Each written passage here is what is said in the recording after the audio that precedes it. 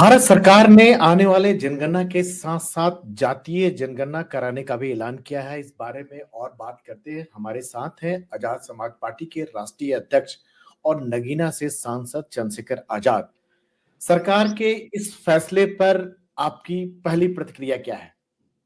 देखिए, जब आपने इस फैसले का जिक्र किया है, तो मैं बस इस बात को जानकारी के लिए बता देता हूँ कि कभी भी भारतीय जनता पार्टी के मैनिफेस्टो में ये विषय नहीं था। हाँ, आरएसएस और बीजेपी ने हमेशा इसको देश को तोड़ने वाला विषय जरूर बताया है।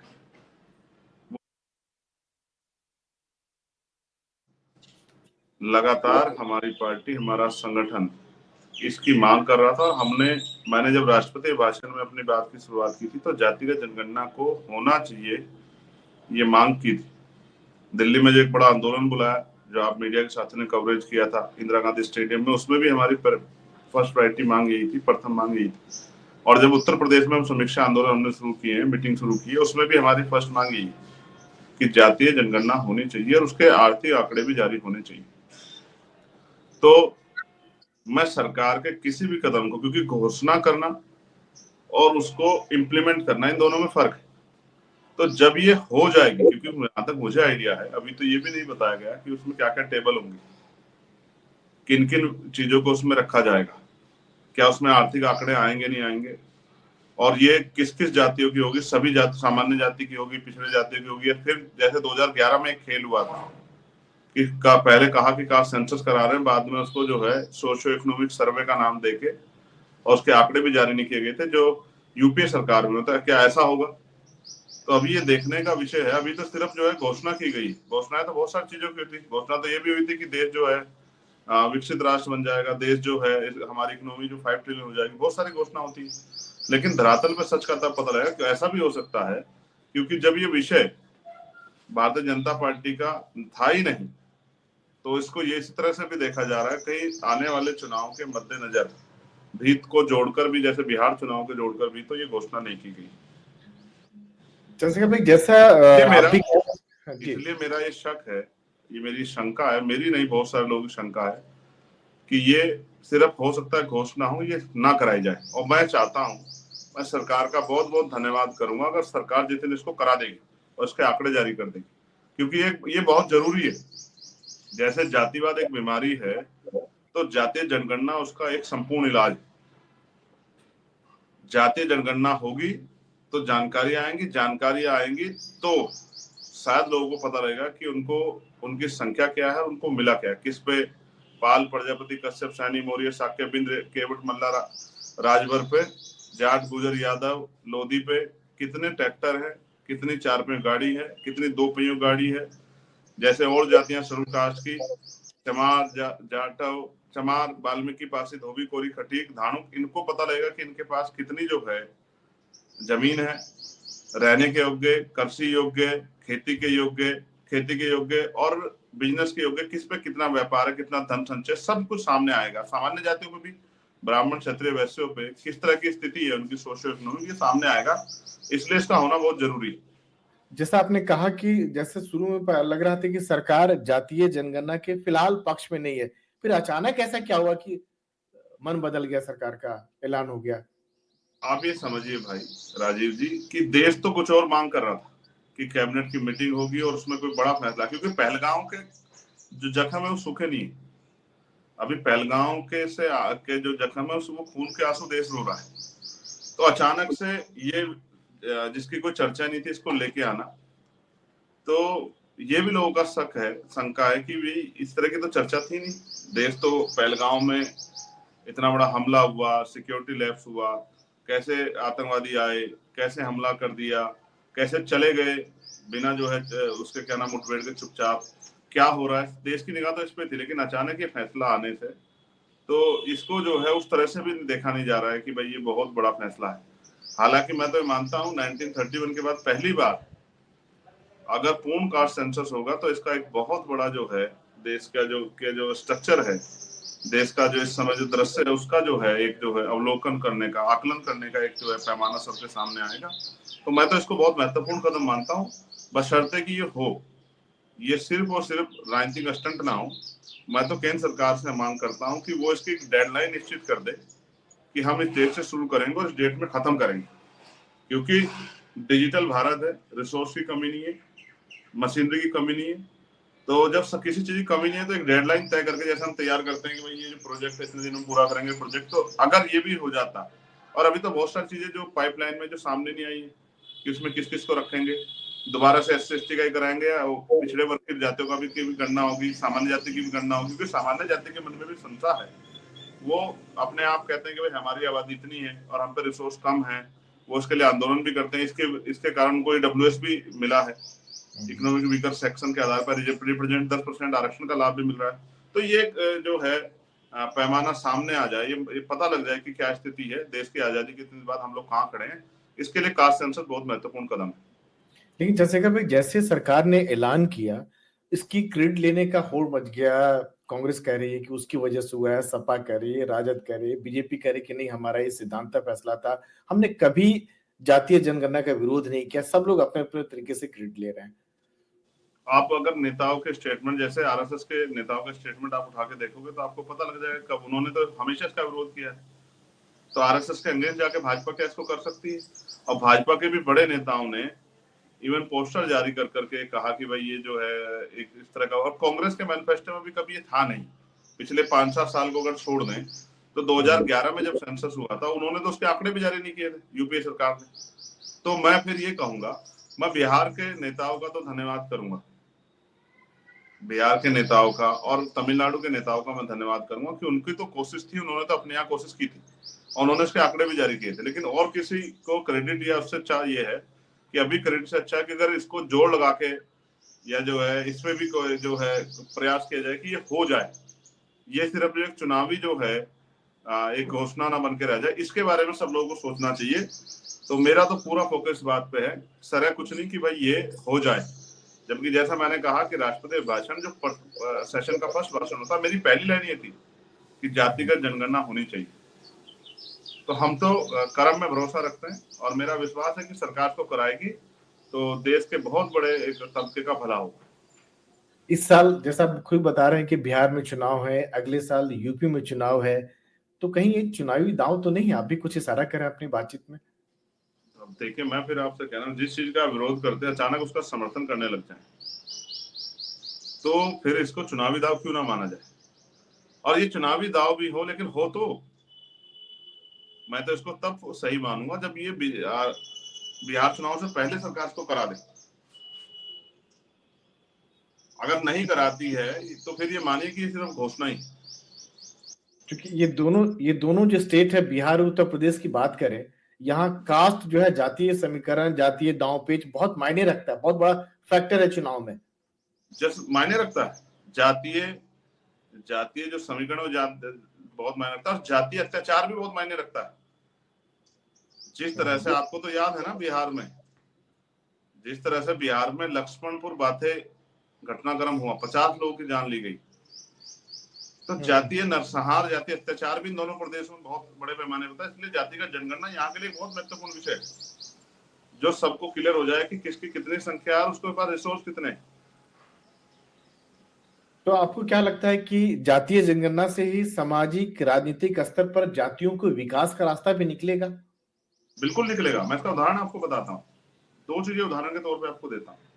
पहली बात तो जैसे हम बजट एलोकेटेड करते हैं, सोचिए हमने सामान्य जाति के लिए बजट की घोषणा की, उनके बच्चों को हम लोग जो है स्कॉलरशिप देंगे, जो गरीब बच्चे, और हमने आंकड़ा जुटाया कि उनकी संख्या 1000 है और हमने उनको बजट एलोकेटेड किया 1000 के हिसाब से। हमने आइडिया लगाया कि भाई पर बच्चे को 2 लाख रुपए की या 5 लाख रुपए की जरूरत पड़ेगी। तो हमने बजट एस्टिमेट बनाया कि भाई 1000 बच्चे और 5 लाख रुपए बच्चे के हिसाब से, तो इतना पैसा हमें जो है ये तैयार करना और ये हमें इस मद में देना है। लेकिन सोचिए उनकी संख्या ही 5000 हो, तो पूरा स्ट्रक्चर बिगड़ गया ना। जहां 5 लाख रुपए मिलने थे वहां तो 1 लाख रुपए भी नहीं मिल पाएंगे उस हिसाब से, और बहुत सारे बच्चे जो हैं वो इस अवसर से वो दूर हो जाएंगे, उनको इस अवसर का लाभ नहीं मिल पाएगा। तो संख्या अगर हम पे है तो उस संख्या का निर्धारण फिर बजट के आधार पर किया जा सकता है, तो इतने लोगों के साथ धोखा नहीं होगा। जैसे बैकवर्ड की जनसंख्या 52% थी 31 में,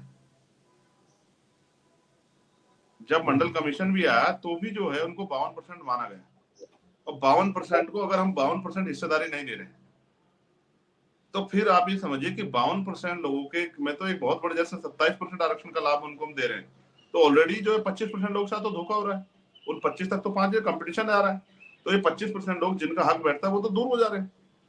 इसलिए मैं मानता हूँ राजीव भाई कि इससे एक चेतना पैदा होगी, एक जानकारी आएगी, और लोगों को जानकारी होगी कि सरकार जो दावे करती है, वादे करती है, और जो उनको लुभावने सपने दिखाए जाते हैं और बताया जाता है कि उनकी स्थिति बदल गई, तो उनकी स्थिति क्या है, वास्तविक जानकारी आएगी।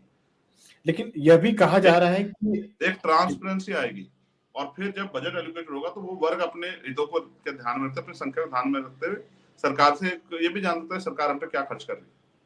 लेकिन जैसे कि भाई ये भी कहा जाता है कि कहा जा रहा है कि इससे ओबीसी जातियों का नंबर बढ़ जाएगा, उनकी तादाद बढ़ जाएगी ओबीसी वर्गों का, तो दलितों का हित फिर कैसे सुरक्षित रहेगा? तो मैं कह रहा हूं अगर ओबीसी की संख्या बढ़ जाएगी तो इससे दलितों का क्या जाएगा? आप मुझे बताओ, जब किस आधार पे इस बात को कह रहे हैं कि ओबीसी संख्या बढ़ेगी तो दलितों का नुकसान होगा? आप किस आधार पे कह रहे हैं? क्या आप रिप्रेजेंटेशन के आधार पे कह रहे हैं, आरक्षण के आधार पे कह रहे हैं? मैं ये कह रहा हूं कि एक तबके कहा जा रहा है कि कई जगहों पर जो सर्वे वगैरह जो हुआ है वहां ओबीसी जातियों का नंबर जो है बढ़ गया है जातियों की तरफ, तो उससे दलितों का हित जो है सुरक्षित रह पाएगा। दलितों के हित को नुकसान क्या है? कोई लॉजिक ही नहीं है ये कि भाई अगर ओबीसी, जब यार वास्तविकता में जिनकी जितनी संख्या अगर उसका पता लग जाएगा, इससे दलितों का नुकसान क्या हो जाएगा? दलितों को अपनी जो संख्या उस आधार पर हिस्सेदारी मिलेगी, तो इससे उनका क्या नुकसान होगा? जब 10% आर्थिक आंकड़े कास्ट सेंसस जुटाए बगैर जो है ईडब्ल्यूएस दे दिया गया, तब तो दलितों के नुकसान की चिंता की नहीं।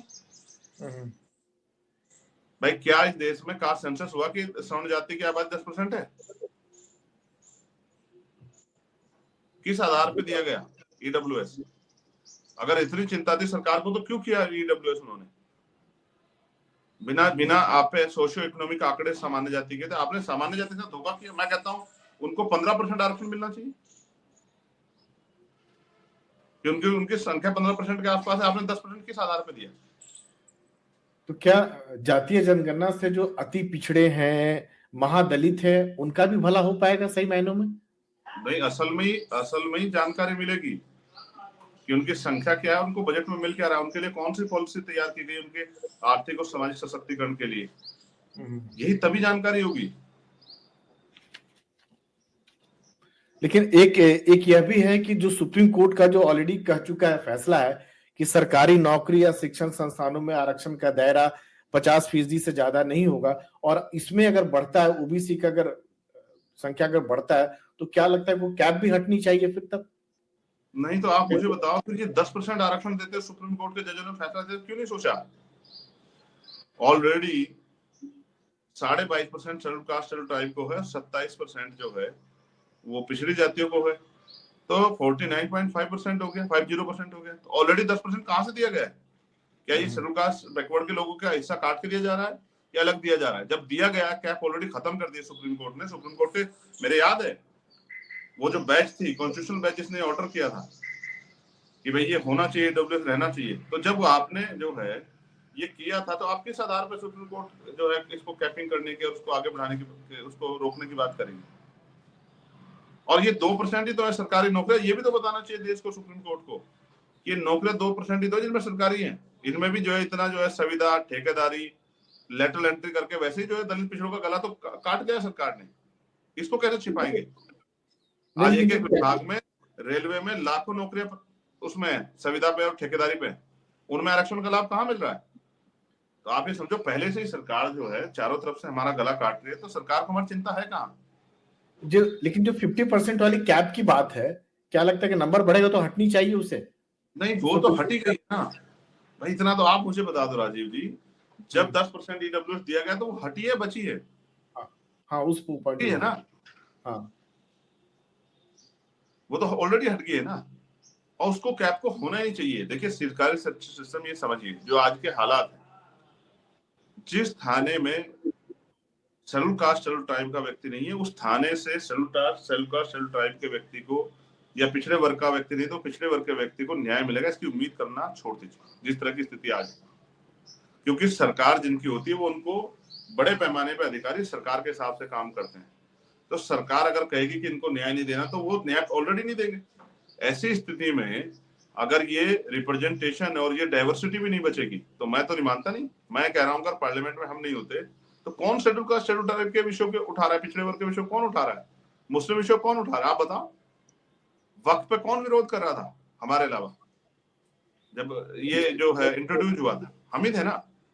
और SC/ST पे जो अत्याचार है उसके लिए हम ही तो बोलते हैं अकेले आदमी, और कौन बोलता है पार्लियामेंट में? आप बता दो एक व्यक्ति का नाम जो बोलता हो।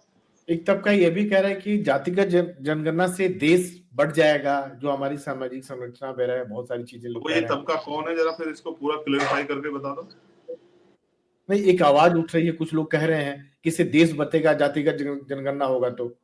और इसमें एक भी दलित, पिछड़ा, मुसलमान नहीं होगा, आदिवासी नहीं होगा, शर्त लगा लो आप मुझसे। ये वो लोग हैं, इनके टाइटल चेक कर लो, जिनकी संख्या तो 10% है और जो लाभ 50% का ले रहे हैं। उनको ये डर हो रहा है कि अगर पोल खुल जाएगी, ये जानकारी आ जाएगी कि मीडिया में कितने schedule caste schedule tribe backward के लोग हैं, जुडिशरी में कितने schedule caste schedule tribe backward के लोग हैं, और एडमिनिस्ट्रेशन में कितने schedule caste schedule tribe backward के लोग हैं। उनको एक खतरा है कि जब ये जानकारी आ जाएगी, बिजनेसमैन कितने schedule caste schedule tribe backward के लोग हैं, जब ये जानकारी आ जाएगी तो उनके ऊपर ये दबाव बनेगा कि भाई आप हमारे हिस्से को खा रहे हैं। क्योंकि बहुत लंबे समय से एक जो है ये जो है एक छूट बना के ये परोसा गया है कि शेड्यूल कास्ट का अधिकार शेड्यूल कास्ट के एक जाति के लोग खा रहे हैं, बैकवर्ड का अधिकार बैकवर्ड कुछ जातियों के लोग खा रहे हैं। ठीक है, ये एक जो ये एजेंडा बनाया गया, इस एजेंडे की कलई खुल जाएगी, इसलिए कुछ लोगों को तकलीफ हो रही है।